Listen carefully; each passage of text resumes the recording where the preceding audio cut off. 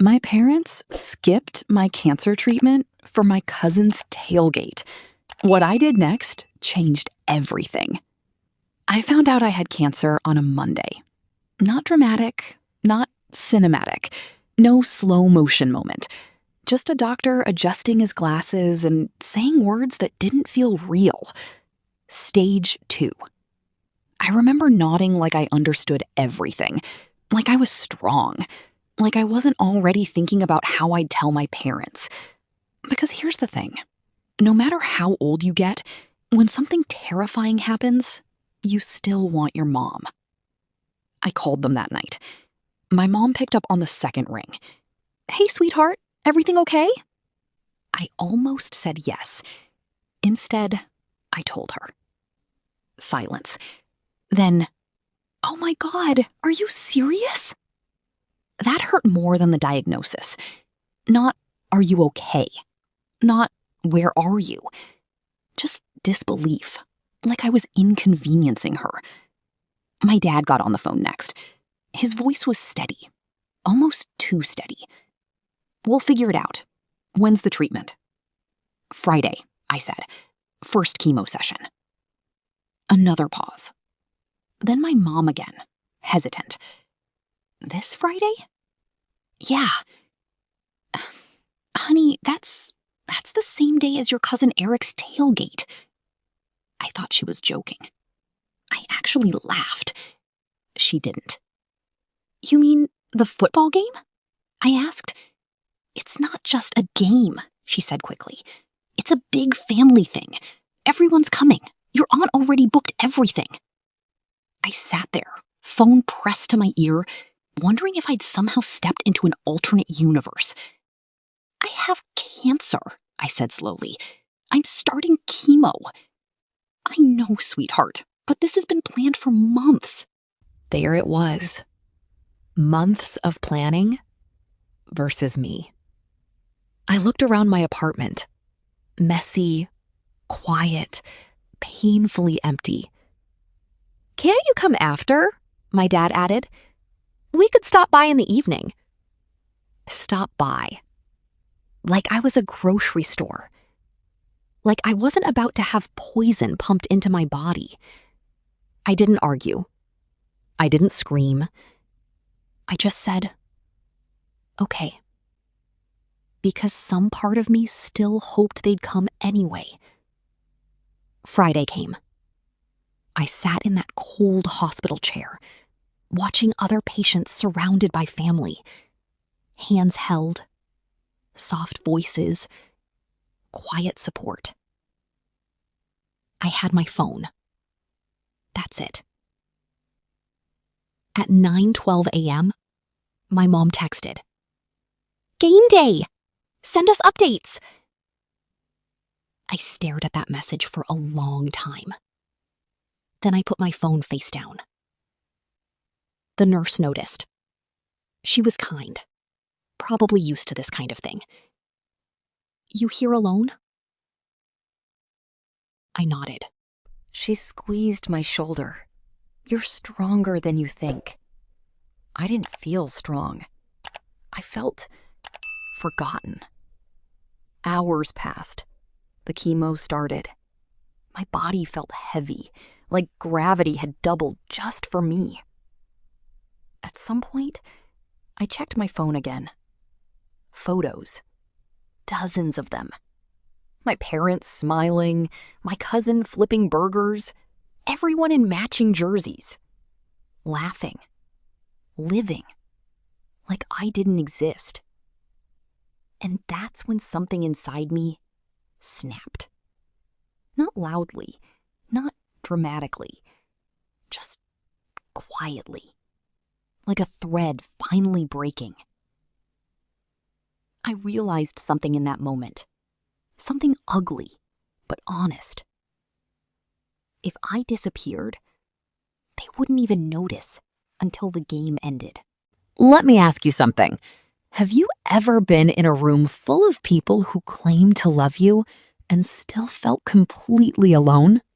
And before I go on, tell me, what time is it for you right now? And where are you watching from? I'm curious to know.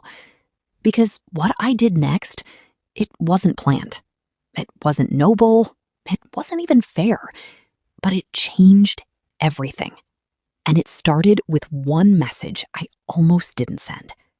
I opened our family group chat and typed something that would make sure they could never ignore me again. My hands were shaking when I opened the family group chat. 32 people. Aunts, uncles, cousins. People who posted family is everything every holiday like it was a personality trait. I stared at the screen. Typed. Deleted. Typed again. Because once I sent this, there was no going back. Then I remembered the photo my mom posted 10 minutes earlier. Her smiling, holding a drink, captioned, "Best day ever with my favorite people." Something in me hardened. So I typed, "Hey everyone, just thought you should know. I'm currently sitting alone in a chemo chair starting my first cancer treatment, while my parents are at Eric's tailgate. But yeah, looks like you're all having the best day ever." I hit send. And for a second, nothing happened. Then the chat exploded. "What? Is this real? Wait, why are you alone? Aunt Lisa, is this true?" Typing bubbles everywhere. I didn't even have the energy to respond. I just watched. Watched as the perfect image cracked in real time. My mom was the first to reply. "Sweetheart, don't make this sound worse than it is. We talked about this." There it was again. That tone. Like I was overreacting. Like this was a misunderstanding. Before I could even process it, my aunt jumped in. "You left her alone during chemo? Are you serious right now?" Another cousin, "I thought you said it was next week." And just like that, the truth started unraveling. Because apparently, my parents had told everyone my treatment wasn't urgent, that it was just a consultation, that I didn't want a big fuss. I actually laughed. Right there in the chemo chair. A quiet, bitter laugh that made the nurse glance over. They didn't just choose a tailgate over me. They rewrote the story so they wouldn't look like the villains. My dad finally responded. "Let's not do this here. We'll talk as a family later." Classic. Sweep it under the rug, control the narrative. But it was too late, because people had already seen it. And once people see something like that, they don't unsee it. My phone started buzzing nonstop. Private messages now. "Are you okay? Do you need someone to come sit with you?" I had no idea. Strangers, almost. More concerned than my own parents. And then, one message stood out. It was from my cousin Eric. Yeah, that Eric. The one hosting the tailgate. I didn't know, I swear. If I had known, I would have canceled everything. This isn't okay. I stared at his message, unsure how to feel. Angry? Relieved? Numb? Meanwhile, the group chat had gone quiet. Too quiet. That kind of silence that means something big is happening off-screen. Calls being made. Arguments starting. Truths getting dragged into the light. And then my phone rang. Mom. Of course. I let it ring. She called again. And again. 5 times. Finally, I picked up. I didn't say anything. Neither did she. At first. Then, "How could you do that to us?" she snapped. Not, "Are you okay?" Not, "I'm sorry." Just that. I closed my eyes, feeling the weight of everything crash down at once. "How could I do this?" I repeated quietly. "I'm the one sitting alone getting chemo." "We said we'd come later," she shot back. "You embarrassed us in front of the whole family." There it was. Not hurt. Not guilt.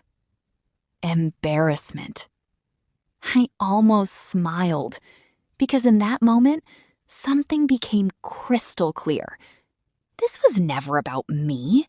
It was about how things looked. And for the first time in my life, I didn't care about keeping up their image.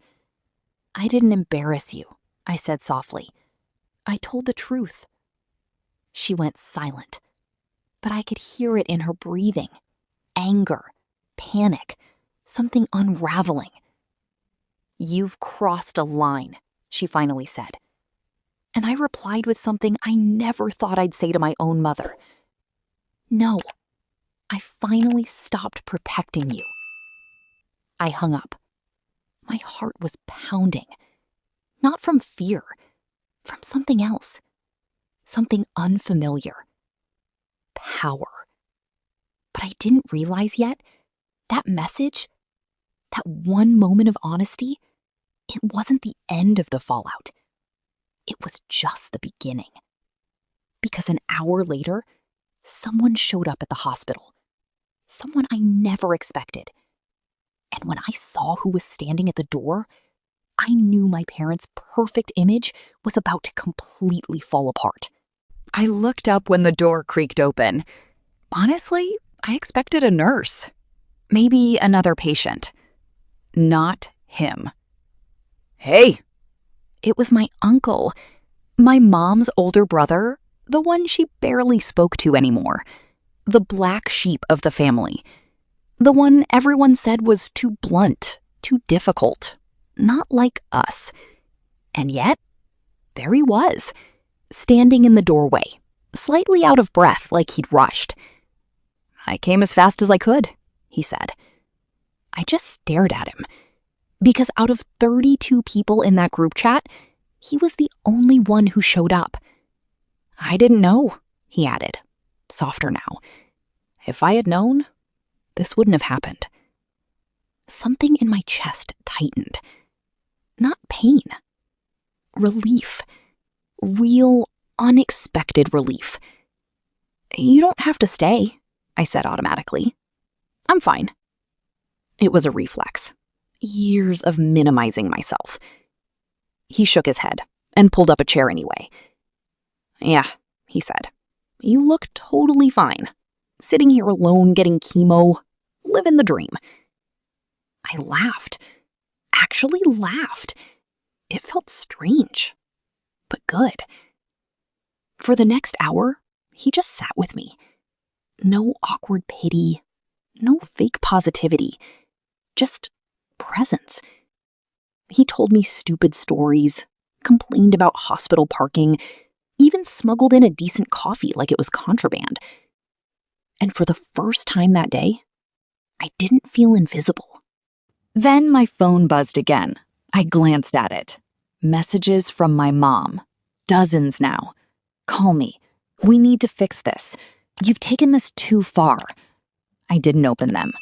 My uncle noticed. You gonna answer? He asked. I shook my head. Not today. He nodded, like he understood something deeper than I said out loud. Good, he replied.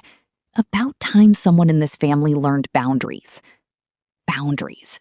That word felt foreign, almost dangerous, but also right. When my session finally ended, I felt drained, physically, emotionally, everything. My uncle helped me up, steadying me like it was the most natural thing in the world. I'll drive you home, he said. You don't have to. I know, he cut in. I want to. That difference, it hit hard. On the way home, my phone kept buzzing. Calls, messages, even a few voicemails. The family had officially split into two sides. The ones defending my parents, and the ones quietly or loudly calling them out. That perfect image, gone, cracked wide open. And for once, it wasn't my job to fix it. When we pulled up to my apartment, I hesitated before getting out. Because I knew something had changed. Not just today, not just with my parents, with me.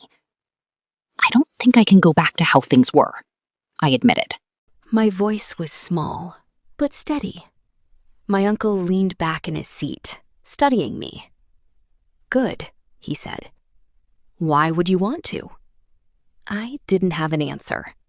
Because for the first time, I wasn't trying to justify staying in a place that hurt me. That night, I finally opened my mom's messages. The last one read, "If you don't apologize, don't bother coming to any family events again." I stared at it for a long time. Then I typed back, "I'm not apologizing for telling the truth, and I won't beg for a place in a family that leaves me alone during cancer treatment." I hit send. And then I put my phone down. No shaking hands this time. No second guessing.